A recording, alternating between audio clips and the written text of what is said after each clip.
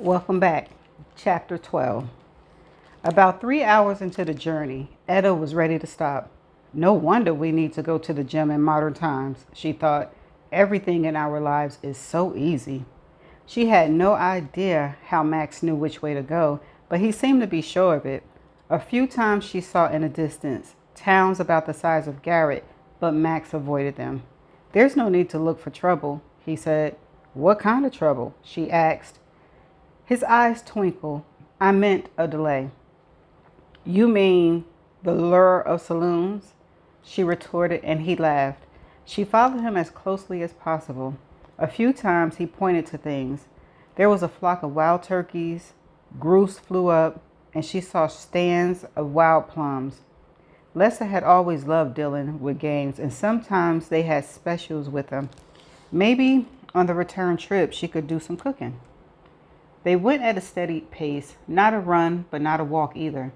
Her inner thighs gradually adjusted and fell into place in the big saddle. She hoped they stopped for lunch, but no. Max pulled fried meat pies from the bag Martha had given him, handed her one, and they kept on going.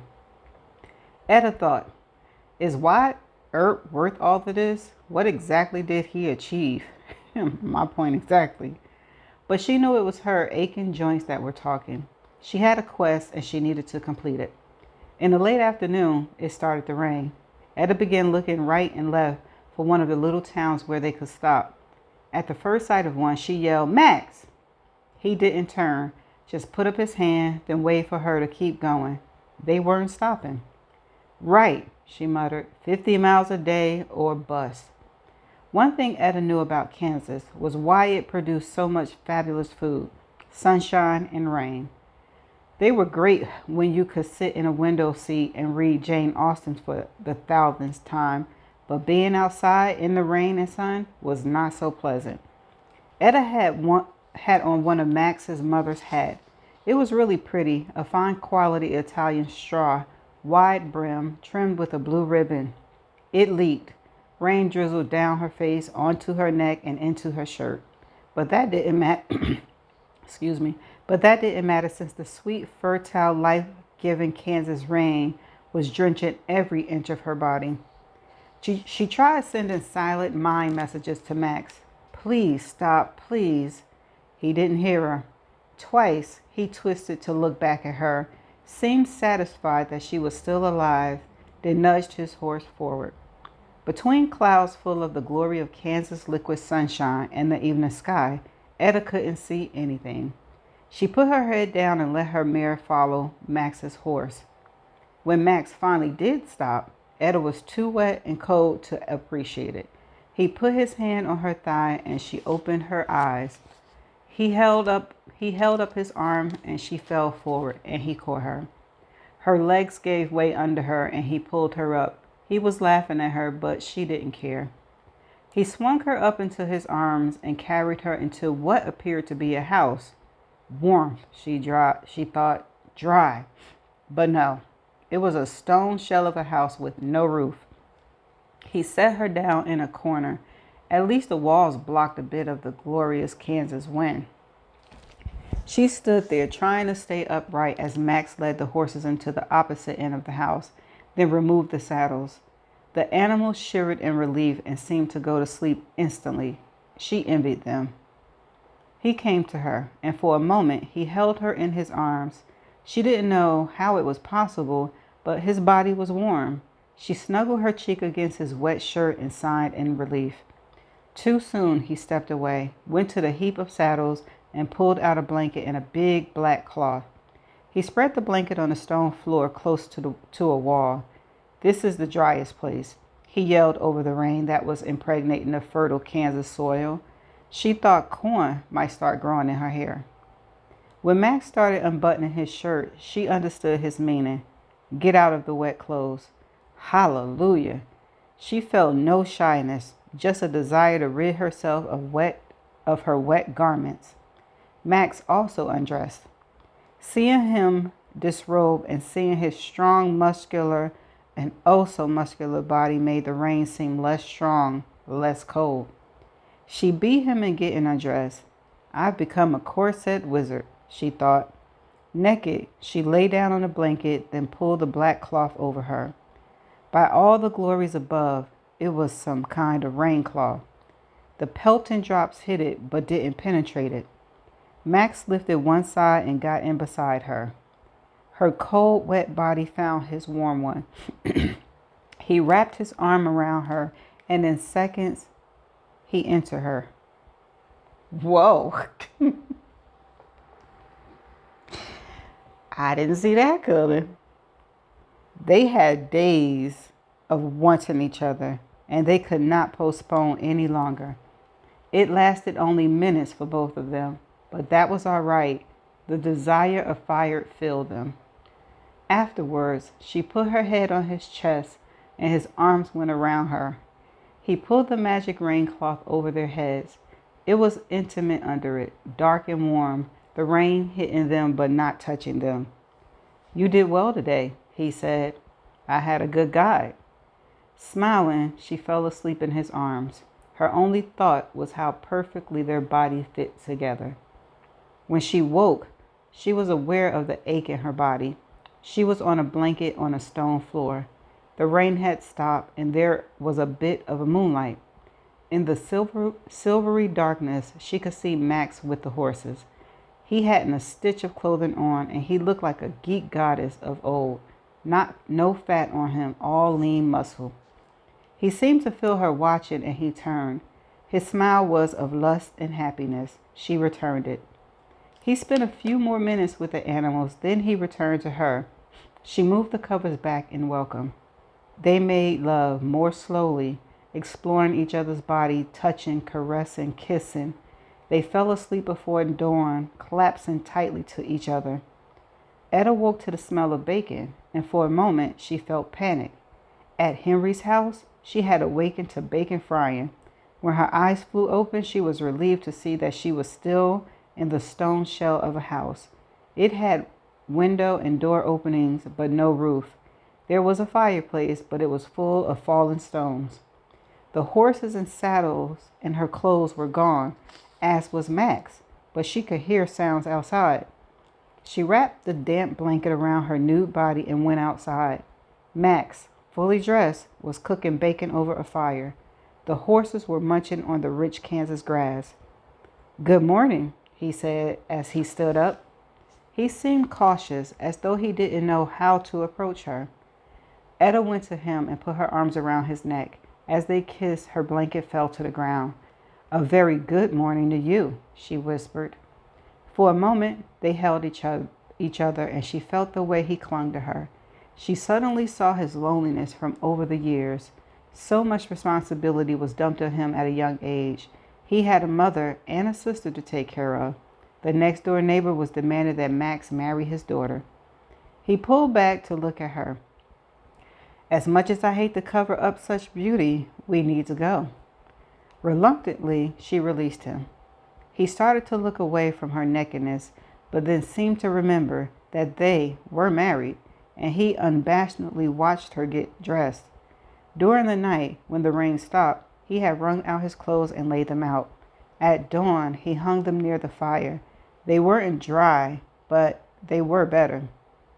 In spite of the rush, Etta took her time dressing. This wasn't a modern man who'd been watching internet porn since he was a teenager. Max wasn't jaded and blase about what he saw. As she put on the corset, she was glad for the thing. It was sex personified. Max put out the fire. That was worth all this bother. She laughed. She never felt so desired in her life. What is this place?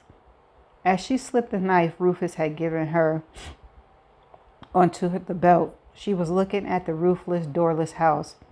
It's one of the houses the government built for the Kansas. She looked at him in question. The Kansas tribe, also called Kaw? Kansas is named for them. He could see that she never heard of them. They're a nomadic tribe, no farmers, but our government thought they could change them. The government built stone houses, gave them to the Kansas, and told them to start planting crops. He nodded to the house. The Kansas thought the houses were horrible, dirty things. They took off the wood to use for fire, put their ponies inside, and lived in their nice, clean lodges. Then they went back to hunting buffalo, just as they've done for centuries.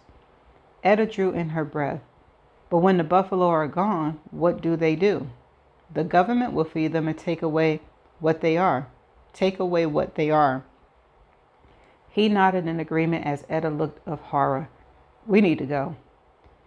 When Max helped her into the saddle, Etta groaned. Want to call this off? He asked. We can go to Kansas City and stay in the best hotel for a week. I'll buy you clothes and we'll eat the finest beef in the world. And we'll make love from early to late. Etta sighed. Oh, yes. No. Afterward, yes. Promise? With all my heart. She meant it. As Max mounted his horse, she whispered, I hate you, Wyatt deeply, truly hate you. Okay. The morning ride seemed to go on forever. Max led them around a prairie dog village. She knew that if a horse stepped in one of the holes, a leg would be broken. But what she didn't know was that the rattlesnakes loved the warmth of the holes. Max took the reins from her and led her past the danger. The sight of him riding in front of her became familiar. She liked knowing he was close. That he agreed to do this for her, with her, still amazed her. The sex they had was good, but there was something else and she wasn't sure what it was. Max turned to look at her. Are you all right? She smiled. I'm doing quite well. Minutes later, he stopped by a wide stream. We need a rest. His eyes were telling her that he wanted more than rest, and that was fine with her. He helped her down and she limped to the stream. She wanted to strip off and go skinny dipping. The other half of the glorious fertility of Kansas sunshine was making her sweat. But she knew they didn't have time to dally. As soon as she sat down beside him, they began kissing. When the earth rumbled beneath her, she pulled back. What in the world is that? An earthquake? Max put his hand on her chin and moved her face back to him. Just buffalo. He kissed her. She pulled away. Buffalo? They're making the earth tremble. Sure. He started to kiss her again, but Etta leaned away. How many are there? 12? 10? I don't know, I guess. He bent towards her. She leaned way back. How big are those things that 10 or 12 of them can do that? She put her hand to the ground. I can feel them. He laughed. 1,000. There are 10 or 12,000 of them, maybe more. Etta's face drained of color. I have to see them. She stood up. I must see them. Like life, I have to see them now. Let's go. They were becoming so familiar with each other that she expected his usual hesitation. She liked that he thought things through before agreeing to do them. But this time, he didn't hesitate. I'd like to see them too. They ran to the horses and pulled off her hat and shoved it inside the saddlebag. You don't want to lose that. Etta groaned as she threw her leg over the saddle, but pain didn't stop her.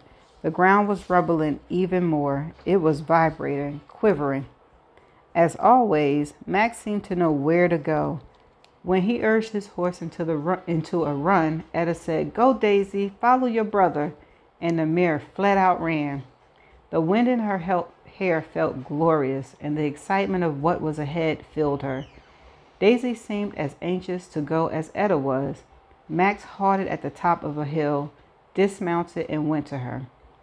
She got down and stood beside him. Below them was a great moving solid mass. Buffalo. Thousands of them. They could hear them, feel them, even smell them. They weren't running, just sauntering along, denuding the prairie grass as they went.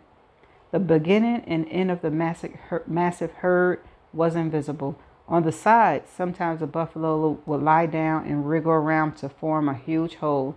It's a buffalo wallow, Max said. She wanted to be closer. Below them was a flat area, a sort of cup in the land. She pointed to it and he understood. He frowned a bit. but then he nodded. They tied the horses, went down the hill, and stretched out their stomachs. The sound was louder, and she felt the danger of being so close, but it was also exciting. Etta was the first to see the man on the wiry pony, a young man wearing only a breech cloth, a fabulous beaded headdress, and her heart nearly stopped at the sight. With a bow and arrow, she was seeing what no human alive in her time had ever seen. She nudged Max to look. Tell me what's going on. The Kansa like bows and arrow because they're silent. They can get closer to the animal, he pointed. The bulls are on the outside as protection, with the cows and calves in the middle. The cows have the best meat, and the skins are used for clothes and housing, but you have to sneak past the bulls to get to them. And the bulls are unwanted? Their pelts are stronger and very valuable, but they're dangerous to get. If your arrow doesn't hit in the right place, a bull will attack and you're a dead man. A rifle is better, but you have to get it with the first shot or it'll be your last. What's that? She was looking at a flash of light in the distance. When Max saw it, he glowered. Stay here. She watched as he hurried back up the hill to the horses. He pulled a spyglass from his saddlebag, then took his time staring through it in all directions. He returned to her. What's wrong? He got close to her so she could hear, and he nodded toward the young man on the horse. Now there were two more men. Others are on the way here, he sounded angry. Who? She asked. It's probably Cheyenne from the west, and buffalo hunters are coming from the south. They'll run the little Kansa tribe off, and they won't be allowed to take even a slice of meat away with them. He looked back at the herd. If it's a good buffalo hunt, the Kansa will eat this winter. If it's bad, they'll starve. Have you ever seen people starve to death? No, she said, and I don't want to. Below them, she saw women arriving. On the edge of the land was a cow that had been taken down by one of the men. A young woman, dressed in a cotton blouse and a thick skirt with leggings below it, slid off a pony and went to the cow, her knife drawn. There were other women, but they were older and slower. Etta looked at the hill she and Max were on. It was steep, but she was sure she could get down to level ground. Max's head was turned away, the glass to his eye. I think they'll have time. The Cheyenne and the hunters are still far away. Etta didn't hear any more because she was halfway down the hill. When she got to the bottom, the young woman had half the buffalo's skin off. When she saw Etta, she halted, knife raised in threat. Etta didn't have time for the niceties of introductions. She pulled out the knife Rufus had given her and set to doing what Lester had taught her. As always, she moved fast. As Lester said, hungry people are waiting. Don't think, do. Skinning something as big as a buffalo wasn't easy, and Etta strained every muscle she had. The woman, probably no more than 18 or 19, didn't waste time. When Etta started to divide the meat the contemporary way, the woman stopped her. It was to be cut differently. Etta caught on quickly. Two older women took the pieces and loaded them onto ponies. At one point, Etta stopped and pointed west. Cheyenne, she pointed south. Hunters. She pantomized firing a rifle. They understood. There was great urgency in what they were doing. When the woman started going into the herd, Etta refused to let her modern-day fear stop her from following them. The men had taken down 2 cows. Buffalo were big, huge, monster-sized, scary as all hell. But Etta kept her mind on the task. She didn't allow herself to think about the dangers. They were on their 4th cow when one of the women shouted to Etta. She looked up. In the distance was Max. He had pulled off his clothes and had on only a breechcloth. His upper body was bare. His legs, strong from a life on a horse, were naked up to his waist. His long hair had been tied back and a single feather inserted. He was on one of the strong, fastest pony, no saddle, and he held his rifle.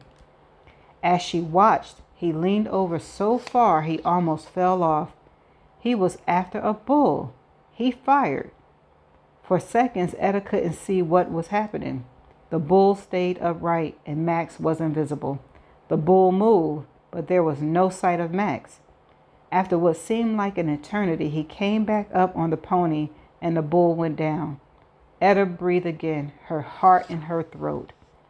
When she looked back, all the women were watching her. Etta reacted in an age-old way. She grinned in pride and patted her heart. Her gesture said, "He's mine." The women laughed. They fully understood. They went back to preparing food for the tribe. It was a while later when she heard Max's voice. He was shouting at her. She stood up, her hand on her aching lower back, and smiled at him. He looked really, really good. She made a gesture to indicate herself. She couldn't imagine how bad she had looked. She was covered in blood and tallow and hair. "Go, go," Max was yelling and riding towards her. "Not yet," she shouted back, but a buffalo walked in front of him and he turned to avoid running into it. She went back to work. Who cared about rescuing Wyatt Earp when feeding people was involved? She couldn't leave yet. In the next second, she was picked up. Not nicely, not painlessly, but by her hair and shoulders, and she was slammed across the spine of a horse. She got a mouthful of dirt, horsehair. The animal didn't slow down for a minute. Then she was pushed off and landed hard on her backside in dirt that had been churned up by thousands of buffalo. She assumed it was Max. "What the hell are you doing?" she said, then looked up at the man towering above her on a horse. The face was so very familiar. "Lester?" she whispered. Sometimes you met strangers and felt you knew them. This was the case. He also recognized her, not as Henrietta Wilmot from the future, but as a spiritual connection, kindred souls. He looked great. He had on buckskin, beads, feathers, and best of all, face paint. His face had been divided diagonally, half of it painted a very dark brown. They were staring at each other in silent recognition when Max rode up, dirt and manure flying. "You were almost killed," he yelled as he jumped down before the pony stopped. "I told you to move, but you didn't obey. You never obey." Etta looked around him and up at Lester. She knew his sense of humor. He'd say that a man yelling at a woman out of fear was true love. She stepped away from Max, removed the Celtic symbol from around her neck, and handed it up to Lester. He took it, then removed the beaded necklace and handed it down to her. She smiled at him. He nodded, then he rode away. He looked downright majestic. "What the hell was that?" Max demanded. He sounded jealous. "Spiritual bonding. I have to finish this." "You are the only woman still working. We have to go. The others are nearly here." She knew he meant the Cheyennes and the hunters. She tried to orient herself. With no GPS, it wasn't easy to figure out directions, but she thought she was facing north. "Who are they?" Max looked in that direction. There were more painted men on horseback. Pawnees. His voice was quiet and deadly. "We will be caught in a war, and we are the enemy of all of them."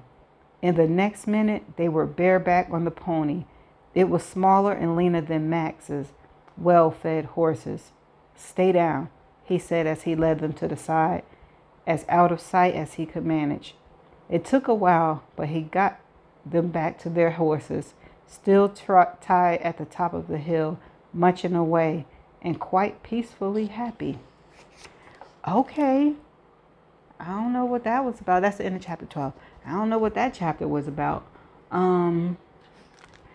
They did get intimate, and I like the fact that the intimacy part was quick, short, and sweet, not drawn out, because they've been having that chemistry for a long time now. So I'm pretty happy that it went the way it went.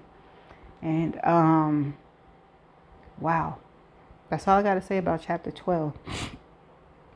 And I shall see you in the next chapter. Bye for now.